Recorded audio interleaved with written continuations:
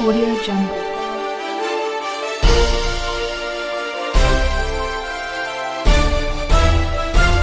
Audio Jungle.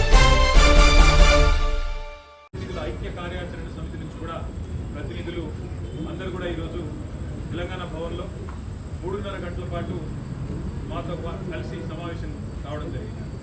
ప్రధానంగా ఇందులో ఈరోజు కాంగ్రెస్ పార్టీ రాష్ట్రంలోని బలహీన వర్గాలకు చేస్తున్న మోసం, నవంబర్ 10, 2023 నాడు కామారెడ్డి పట్టణంలో బీసీ డిక్లరేషన్ పేరిట బలహీన వర్గాలను మోసం చేసిన వైనం గురించి చాలా విస్తృతంగా ఈరోజు చర్చించడం జరిగింది.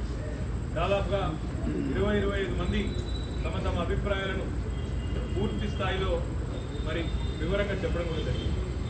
ప్రధానంగా ఈరోజు ఈ సమావేశంలో అనుకున్నది ఏంటి అంటే, భారత రాష్ట్ర సమితి తరఫున పెద్దలు తెలంగాణ తొలి ముఖ్యమంత్రి కేసీఆర్ గారి ఆదేశం మేరకు మేము కాంగ్రెస్ ప్రభుత్వాన్ని డిమాండ్ చేస్తా ఉన్నాం. మీరు ఖచ్చితంగా కామారెడ్డిలో ఇచ్చిన బీసీ డిక్లరేషన్లోని ప్రతి హామీని అమలు చేసేదాకా తప్పకుండా ప్రధాన ప్రతిపక్షంగా మేము వెంటబడతాం. రాష్ట్రంలోని బలహీన వర్గాల పక్షాన మిమ్మల్ని అడుగడుగున నిలదీస్తూనే ఉంటామనే మాట నేను విజ్ఞప్తి చేస్తా ఉన్నాను. ఇందులో ప్రధానమైనది ఇవాళ రాజ్యాధికారంలో ముఖ్యంగా స్థానిక సంస్థల్లో వాటా పెంచుతామని చెప్పిన మాట, 42% రిజర్వేషన్లు అమలు చేస్తామనే మాట ఏదైతే కాంగ్రెస్ పార్టీ చెప్పిందో, కాంగ్రెస్ పార్టీని మేము ఈరోజు డిమాండ్ చేసేది ఏమంటే, సమగ్ర కులగణన వెంటనే స్టార్ట్ చేయండి, మాటలకే పరిమితం కాకండి. సమగ్ర కులగణన వెంటనే ప్రారంభించి మరి 42% రిజర్వేషన్ల అమలు కూడా చట్టబద్ధం చేయాలని, నవంబర్ 10 లోపల ఈ ప్రక్రియ పూర్తి చేయాలని చెప్పి మేము డిమాండ్ చేస్తాం. ఇక్కడ మాట ఇచ్చి సరిగ్గా నవంబర్ 10కి సంవత్సరం నిండుతుంది కాబట్టి నవంబర్ 10 లోపల ఈ కార్యక్రమాన్ని పూర్తి చేయాలని, ఒకవేళ మీరు చేయని పక్షంలో తప్పకుండా బలహీన వర్గాల బిడ్డల తరఫున భారత రాష్ట్ర సమితి మరి పెద్దలు కేసీఆర్ గారితో కూర్చొని మేమందరం కూడా చర్చించి తప్పకుండా ఏ రకంగా ముందుకు పోవాలి, మరి కాంగ్రెస్ కనుక మాట తప్పితే అనే విషయాన్ని కూడా ఆలోచించి ప్రకటిస్తామని చెప్పి తెలియజేస్తాం. దాంతోపాటు కాంగ్రెస్ పార్టీ ఆనాడు ఇచ్చిన మాట, 1,00,000 కోట్ల బడ్జెట్ పెడతాం బీసీలకు అని చెప్పిన మాట మొదటి సంవత్సరంలో తప్పారు. కేవలం 8,000 కోట్లకు మాత్రమే పరిమితమైనారు. మేము ఈరోజు డిమాండ్ చేస్తూ ఉన్నాం, మరి రాబోయే ఫిబ్రవరి, మార్చిలో పెట్టే బడ్జెట్లో 25,000 నుంచి 30,000కు తగ్గకుండా బలహీన వర్గాలకు బడ్జెట్ పెట్టాలి. బీసీ సబ్ ప్లాన్ కూడా మీరే మాటించారు. ఎట్లా అయితే ఎస్సీ సబ్ ప్లాన్ ఉన్నదో అట్లాగే బీసీ సబ్ ప్లాన్ కూడా పెడతామన్నారు. తప్పకుండా బీసీ సబ్ ప్లాన్ కూడా పెట్టాలి. అవసరమైతే అక్టోబర్, నవంబర్ సెషన్లో పెట్టాలి, లేదంటే వచ్చే బడ్జెట్ సెషన్లో పెట్టి 25,000 నుంచి 30,000 కోట్లకు బడ్జెట్ తగ్గకుండా పెట్టాలని చెప్పి కూడా మేము డిమాండ్ చేస్తూ ఉన్నాం. దాంతోపాటు పెద్దలు మన్సూరాచారి గారి నేతృత్వంలో ఒక బృందం, సీనియర్ నాయకుల బృందం ఒకటి తమిళనాడులో ఏ రకంగా మరి 68-69% రిజర్వేషన్ అక్కడ అమలు అవుతా ఉన్నది అధ్యయనం చేసి ఈ ప్రభుత్వానికి ఇక్కడ అవసరమైతే కొన్ని సూచనలు చేయడానికి కూడా వెళ్ళాలని చెప్పి కూడా ఒక నిర్ణయం తీసుకున్నాం. దాంతోపాటు బీసీ డిక్లరేషన్లో భాగంగా ఈ కాంగ్రెస్ పార్టీ ఇచ్చిన మరొక మాట, ఎంబీసీలకు కూడా ఒక మంత్రిత్వ శాఖ ఏర్పాటు చేస్తాం, మోస్ట్ బ్యాక్వర్డ్ క్లాసెస్ అని చెప్పారు. కానీ ఇప్పుడు రాష్ట్రంలో ఉన్న 12 మంది, ముఖ్యమంత్రితో కలిపితే ఉన్న 12 మంది మంత్రివర్గ సభ్యుల్లో కేవలం 2 మాత్రమే బీసీ మంత్రులు ఉన్నారు. అందుకే రాష్ట్ర ప్రభుత్వాన్ని డిమాండ్ చేసేది, రాబోయే 6 మంత్రులు ఏవైతే ఇంకా మీరు ఏర్పాటు చేయాలి, 6 మంత్రులు ఎవరైతే మీరు నింపాలో అందులో తప్పకుండా ఎంబీసీలకు కూడా మీరు ఇచ్చిన మాట ప్రకారం మంత్రిత్వ శాఖ ఏర్పాటు చేయండి. ఎంబీసీలకు కూడా మీరు ఇచ్చిన మాట ప్రకారమే మంత్రిత్వ శాఖ కేటాయించాలని చెప్పి కూడా మేము డిమాండ్ చేస్తూ ఉన్నాం. దాంతోపాటు ఈ రాష్ట్రంలోని బలహీన వర్గాల సమస్యలు కూడా విస్తృతంగా మేము చర్చించడం జరిగింది. ఇప్పటికి 22 మంది నేతన్నలు కాంగ్రెస్ ప్రభుత్వం వచ్చిన తర్వాత ఆత్మహత్యలు చేసుకున్నారు.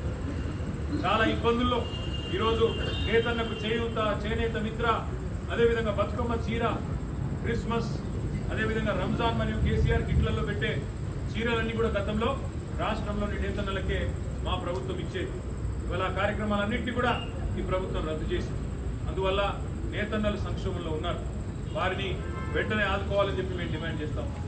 అదేవిధంగా చేప పిల్లల పంపిణీని గతంలో కేసీఆర్ గారి నాయకత్వంలో రాష్ట్రంలోని మత్స్యకారుల కోసం గంగపుత్రులు కావచ్చు, ముదిరాజులు కావచ్చు, వారి కోసం 30,000 కోట్ల రూపాయల మత్స్య సంపద సృష్టించిన ఘనత కేసీఆర్ గారిది. ఉచితంగా చేప పిల్లల పంపిణీ కార్యక్రమాన్ని చేపట్టింది. ఇవాళ చేప పిల్లల పంపిణీని కూడా ఈ ప్రభుత్వం చేయలేకపోతున్నది, ఆపేసింది. రాష్ట్రంలోని మత్స్యకారుల కొట్టగొడుతున్నది. అందులో బీసీలకు సింహభాగం, ఎస్సీ ఎస్టీ మైనారిటీలకు గురుకుల పాఠశాలలు పెట్టి మేము వారిని కడుపు నిండా భోజనం పెట్టి విదేశీ విద్య లాంటి పథకాలు, మహాత్మా జ్యోతిబా పూలే విదేశీ విద్య లాంటి పథకాలు తెస్తే ఈ ప్రభుత్వం గురుకుల పాఠశాలల్లో కనీసం సరైన భోజనం కూడా పెట్టని ఒక దురవస్థలోకి పురుగులన్నం పెట్టే పరిస్థితికి తీసుకొచ్చిన వైనాన్ని కూడా సమావేశంలో చర్చించినాం. మేము బృందాలుగా విడిపోయి ఇటు నేతన్నలు కానీ, అటు గురుకులాల్లో సమస్యలు కానీ, ఇటు మత్స్యకారుల సమస్యలు కానీ, బలహీన వర్గాలకు సంబంధించిన బిడ్డల సమస్యలన్నింటినీ కూడా చేతి వృత్తులు కావచ్చు, ఇతర సమస్యలు కావచ్చు, వాటి విషయంలో కూడా ఇప్పటి నుంచి క్రియాశీలంగా పనిచేయాలనే నిర్ణయాన్ని కూడా తీసుకున్నాం.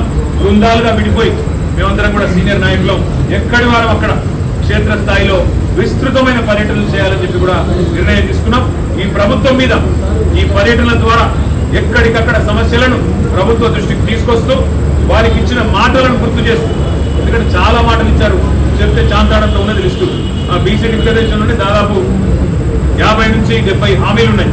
వాటన్నిటిని కూడా పూర్తి చేసేదాకా, అమలు చేసేదాకా పోరాటం కొనసాగించాలని చెప్పి కూడా నిర్ణయం తీసుకున్నాం.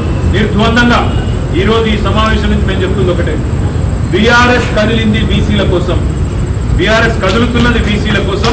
బీసీలకు తప్పకుండా గతంలో సింహభాగం సీట్లు ఇచ్చింది కేసీఆర్ గారే. అసెంబ్లీ ఎన్నికల్లో కాంగ్రెస్ కంటే, బీజేపీ కంటే 2023లో కావచ్చు, 18లో కావచ్చు, 14లో కావచ్చు ఎక్కువ సీట్లు ఇచ్చింది కేసీఆర్ గారు, బీఆర్ఎస్. పార్లమెంట్ లో మొన్న 17 సీట్లకు గాను 6 సీట్లు బీసీలకు ఇచ్చింది బీఆర్ఎస్. కాబట్టి చెప్పడమే కాకుండా మొన్న వచ్చిన ఒక రాజ్యసభ కానీ, గతంలో 4 రాజ్యసభ సభ్యులను చేసింది, పంపింది రాజ్యసభకు బలహీన వర్గాల బిడ్డలను బీఆర్ఎస్. కాబట్టి నేను చెప్పేది ఒకటే, మేము ఆచరణలో కూడా చూపెట్టినాం. కార్పొరేషన్ చైర్మన్ 50 మందిని నియమిస్తే కేసీఆర్ గారు 27 మంది బీసీ బిడ్డలకు ఇచ్చి గౌరవించింది కేసీఆర్. అందుకే మేము ఆచరణలో చూపెట్టినాం, మాటలకి పరిమితం కాలేదు. ఇంకా చేతి వృత్తులను ఆనాడు బలోపేతం చేసినాం. పిల్లలకు విద్య, అద్భుతమైన విద్య అందించినాం. మీరు విదేశీ విద్యలో కేసీఆర్ గారు 10 లక్షల రూపాయలు మొదటి ఇన్స్టాల్మెంట్ ఇచ్చి పంపిన విద్యార్థులకు కూడా ఇలా 2వ ఇన్స్టాల్మెంట్ కూడా ఈ ప్రభుత్వం విడుదల చేస్తలేదు. అందుకే ఇన్ని రకాల సమస్యలు ఉన్నాయి. కాబట్టి తప్పకుండా భవిష్యత్తులో కొన్ని వర్క్షాప్లు కూడా నిర్వహించాలని, అవసరమైతే కొంత పెద్ద ఎత్తున జిల్లాలలో కూడా శిక్షణ కార్యక్రమాలు పెట్టాలని కూడా సూత్రప్రాయంగా అనుకున్నాం. మిగతా విషయాలన్నీ కూడా పెద్ద కేసీఆర్ గారితో విస్తృతంగా చర్చించి ఈ నాయకులందరం కూడా కేసీఆర్ గారిని కలిసి తప్పకుండా మిగతా కార్యాచరణ కూడా ప్రకటించాలనుకున్నాం. కానీ ఒకటి మాత్రం నిర్బంధంగా చెప్తాము, ఈ రాష్ట్రంలోని బలహీన వర్గాలకు పెద్ద దిక్కుగా కేసీఆర్ గారు ఉంటారు.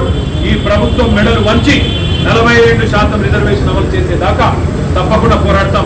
కేసీఆర్ ఒక్క రోజులో చేసిండు సమగ్ర కుటుంబ సర్వే, ఒకే ఒక్క రోజులో. మరి ఈ ప్రభుత్వానికి చిత్తశుద్ధి ఉంటే ఒక వారం రోజుల్లో సమగ్ర కులగణన చేయొచ్చు. పెద్ద గొప్ప విషయమే కాదు. మేము కూడా సహకరిస్తాం. సమగ్ర కులగణన వెంటనే చేపట్టండి. తప్పకుండా నవంబర్ 10 లోపల స్థానిక సంస్థలు మీరు చెప్పినట్టు 42% రిజర్వేషన్ ఇచ్చి తీరాల్సిందే.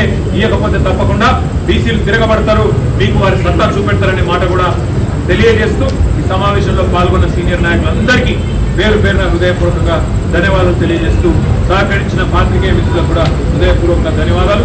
మళ్ళొక్కసారి మీ అందరికీ ఈరోజు సూత్రప్రాయంగా ఒక తొలి దశ కార్యక్రమాలు అనుకున్నాం. అందులో భాగంగా ఇలాగ నేను చెప్పినట్టు ఒక బృందం రిజర్వేషన్లు ఎట్లా అమలు చేయొచ్చు చిత్తశుద్ధితో అని అధ్యయనం చేయడానికి వసునాచారి గారి నేతృత్వంలో తమిళనాడు పోబోతా ఉన్నారు. క్షేత్రస్థాయిలో ఉన్న సమస్యలు నేతన్నలవి కావచ్చు, మత్స్యకారులవి కావచ్చు, గురుకులాల్లోని బీసీ పిల్లలవి కావచ్చు, మా కార్పొరేషన్ చైర్మన్లు, ఎమ్మెల్యేలు, మాజీ ఎమ్మెల్యేలు, మాజీ మంత్రులు వారి నేతృత్వంలో కొన్ని బృందాలు పోతాయి. అదేవిధంగా మరికొన్ని బృందాలు మా ప్రభుత్వంలో 10 ఏళ్లలో మేము సాధించిన విజయాలు, బీసీల కోసం చేసిన కార్యక్రమాలు వాటిని అధ్యయనం చేస్తూ కొన్ని సంకలనాలు తీసుకురావడానికి మరొక వర్కింగ్ గ్రూప్ వేసుకున్నాం. ఈ రోజు ఇక్కడ దాకా అనుకున్నాం కార్యక్రమం నవంబర్ 10 దాకా. నవంబర్ 10 లోపల ప్రభుత్వం దిగి వచ్చి సమగ్ర కులగణన చేసి ఆ రిజర్వేషన్ అమలు చేయకపోతే మీరు అన్నట్టు తదుపరి కార్యాచరణ బహిరంగ సభలు పెట్టాలా, ప్రభుత్వ మెడలు పంచడానికి ప్రత్యక్ష పోరాటాలకు దిగాల. ఆ కార్యక్రమాలను కూడా పెద్దలు కేసీఆర్ గారితో మాట్లాడి తుది రూపాన్ని మీకు ప్రకటించారు. గాంధీ ఆసుపత్రి విషయంలో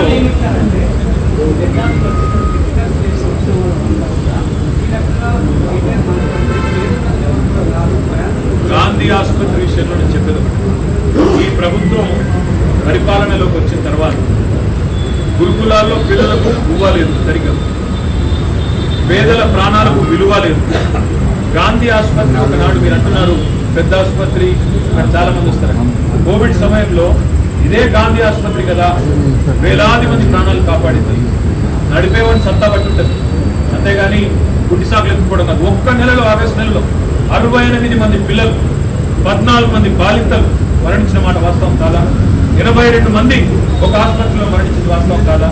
దానికి సరిచేసుకోవాల్సింది పోయి, దాన్ని పట్టించుకోవాల్సింది పోయి, సమీక్ష చేసుకోవాల్సింది పోయి ఇవాళ డెంగ్యూలు, మలేరియాలు, అదేవిధంగా చికెన్ గున్యాలు రాష్ట్రంలో స్వైర విహారం చేస్తున్నాయి. అవసరమైతే హెల్త్ ఎమర్జెన్సీ డిక్లేర్ చేయండి. అవసరమైతే మిగతా ఆసుపత్రుల్లో కూడా మందులకు పైసలు లేవు, పిచికారీ కొట్టేందుకు పైసలు లేవు, శానిటేషన్కు పైసలు లేవు, ఇస్తలేవు. కాంట్రాక్టర్ల బిల్లులు ఇచ్చే దాని మీద ఉన్న శ్రద్ధ ఈ ప్రభుత్వానికి పేద ప్రజల ఆరోగ్యం పట్ల లేదు. కాబట్టే ఇవాళ నేను అంటా ఉన్నా ఈ ప్రభుత్వాన్ని అవసరమైతే హెల్త్ ఎమర్జెన్సీ డిక్లేర్ చేయండి. మీకు చేత కాకపోతే నిష్ణాతులను పిలిపించుకోండి, వాళ్ళకి అప్పచెప్పండి. అంతేగాని ఈ రకంగా తమ బాధ్యత నుంచి తప్పించుకుంటామని ప్రభుత్వం అంటే కరెక్ట్ కాదు. కోవిడ్లో ఇదే గాంధీ ఆసుపత్రి వేలాది ప్రాణాలు కాపాడింది. ఆరు ఒకటే ఒక ఆసుపత్రి మొత్తం రాష్ట్రం అయినా కాపాడగలిగింది. కాబట్టి ప్రభుత్వం తన బాధ్యతను తప్పించుకోలేదని జమిలీ ఎన్నికల విషయంలో ఇప్పుడే నేను కూడా చూశాను, మేము సమావేశంలో ఉన్నాం, ఇప్పుడే చూశాను కేంద్ర ప్రభుత్వం ఏదో చేస్తా ఉన్నది, ఏదో నిర్ణయం తీసుకున్నదని. నేను అనేదల్లా ఒకటే, కేంద్ర ప్రభుత్వం పూర్తిగా వివరంగా చెప్పాలి ఎట్లా చేయబోతున్నారు జమిలీ ఎన్నికలు. ఎందుకంటే మొన్ననే పార్లమెంట్ ఎన్నికలు పూర్తయినాయి. మరి పార్లమెంట్ ఎన్నికలు పూర్తయినాయి, తదుపరి ఎన్నికలు 5 ఏళ్ళకి 2029లో ఉన్నాయి. మరి జమిలీ ఎన్నికలు అంటే నెక్స్ట్ ఎలక్షన్ లోపల మొత్తం అన్ని రాష్ట్రాల ప్రభుత్వాలు రద్దు చేసి ఒకటేసారి తీసుకొస్తారా, లేదా దశల వారీగా తీసుకొస్తారా, ఏ రకంగా తీసుకొస్తారో కేంద్ర ప్రభుత్వం ముందు తన వైఖరి విడమర్చి చెబితే. ఎందుకంటే ఇప్పుడు 5 రాష్ట్రాల ఎన్నికలు ఉన్నాయి, జనవరి ఫిబ్రవరి. అసలు ఏం చేయబోతున్నారు? ఎందుకంటే ఒకవైపు సెన్సస్ చేయాలి, జనగణన చేయాలి, మరొకవైపు డీలిమిటేషన్ జరగాలి, మరొకవైపు విమెన్ రిజర్వేషన్, మహిళా రిజర్వేషన్ బిల్లు ఆమోదించారు కాబట్టి దాన్ని అమల్లోకి తీసుకొని రావాలి. తదుపరి 1 నేషన్ 1 ఎలక్షన్ అంటున్నారు. ఇది ఏ రకంగా తీసుకొస్తారు? కేంద్ర ప్రభుత్వం విడమర్చి వివరంగా చెప్పిన తర్వాత మా పార్టీ కూడా తన అభిప్రాయాన్ని మేము ఎందుకంటే నేను ఒక్కడిగా చెప్పలేను, నేను కూడా మళ్ళీ ఇక్కడే పెద్దలందరితో కూర్చొని పెద్దలు కేసీఆర్ గారి నాయకత్వంలో ఒక పార్టీగా ఆలోచించే అవసరం అయితే మా రాష్ట్ర కమిటీ, మా లెజిస్లేచర్ పార్టీ, మా పార్లమెంటరీ పార్టీ అందరం కూడా కూర్చొని ఒక నిర్ణయం తీసుకొని ఒక అభిప్రాయాన్ని మీతో నేను పంచుకుంటాను.